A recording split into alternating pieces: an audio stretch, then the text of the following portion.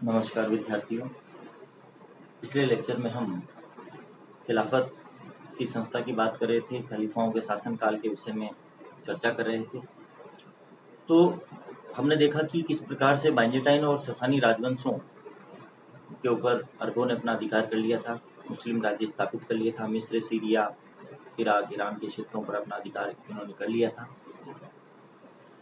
और जो नए प्रांत जीते गए थे वहाँ पर खलीफाओं के द्वारा नया प्रशासनिक ढांचा लागू किया गया था। गवर्नर अर्थात अमीर और अशरफ अर्थात कबीलों के मुखिया वहाँ पर प्रांतपति नियुक्त किए गए थे, अध्यक्ष नियुक्त किए गए थे। इसके साथ साथ गैर मुस्लिम जो जनता थी उनसे खराज और जजिया नामक कर लिया जाता था, जिससे वो अपनी संपत्ति और धार्मिक कार्य करने के लिए स्वतंत्र हो गए थे या उनको ये अधिकार मिल जाता था कि वो अपना धार्मिक कर्तव्य पूरा कर सकते थे। यहाँ पर आगे हम देखते हैं कि प्रारंभिक तौर पर इस इस्लामिक प्रशासनिक ढांचे के ऊपर मक्का के कुरैश कबीले का अधिक प्रभाव रहा। ऐसा इसलिए हुआ क्योंकि पैगंबर मोहम्मद स्वयं कुरैश कबीले से थे, इसलिए प्रारंभ में कुरैश कबीले के खलीफाओं के द्वारा अपने ही कबीले के लोगों को यहाँ पर प्रशासनिक तौर पर अधिक नियुक्तियाँ दी गई थी। तो यहीं से आज हम प्रारंभ करने जा रहे हैं। देखिए, प्रारंभिक इस्लामी राज्य के शासन में मक्का के कुरैश कबीले या कुरैश लोगों का अधिक बोलबाला था। ज़्यादातर कुरैश कबीले के लोगों को ही प्रशासनिक तौर पर नियुक्तियां दी जा रही थी। तीसरा जो खलीफा था उस्मान, जो 644 से 656 ईस्वी तक खलीफा रहा, वह भी स्वयं एक कुरैश था और उसने अधिक नियंत्रण प्राप्त करने के लिए प्रशासन को अपने ही आदमियों से भर दिया। तीसरे खलीफा उस्मान जो स्वयं कुरैश था, उसने भी राज्य पर और अधिक नियंत्रण स्थापित करने के लिए अपने ही कबीले कुरैश कबीले के लोगों को अधिक से अधिक नियुक्तियां दी, जिससे ज्यादातर लोग जो थे वो कुरैश कबीले के ही प्रशासनिक अधिकारियों के तौर पर नियुक्त किए जाने लगे और ज्यादातर कुरैश कबीले के लोग ही प्रशासन में भर गए।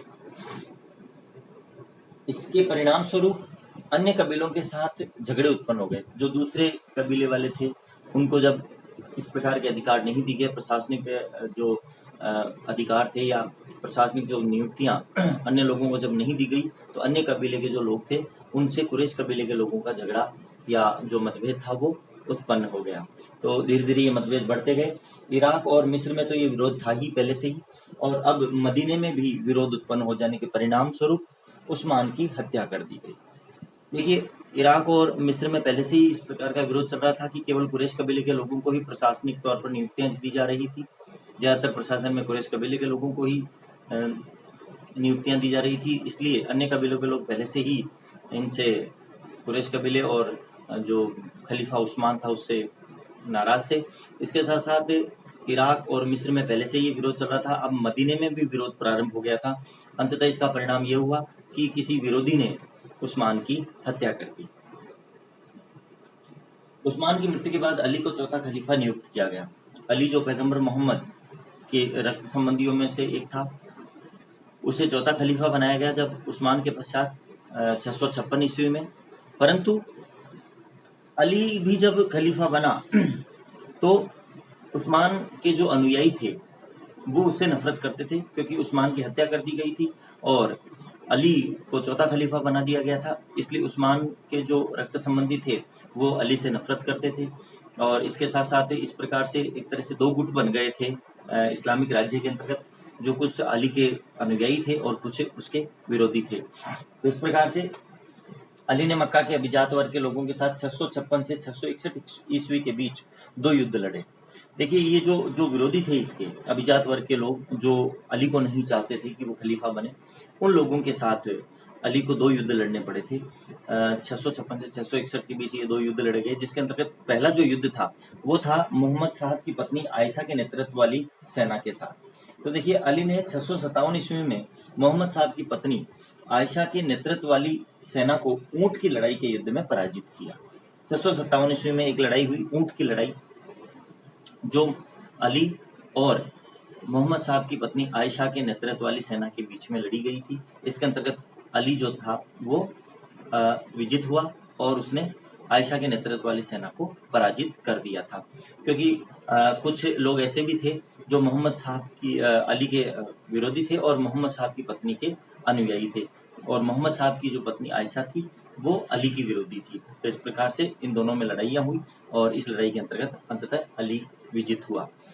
नेक्स्ट हम बात कर रहे हैं, परंतु वह उस्मान के संबंधी और सीरिया के गवर्नर मुआविया के नेतृत्व वाले गुट का दमन नहीं कर सका।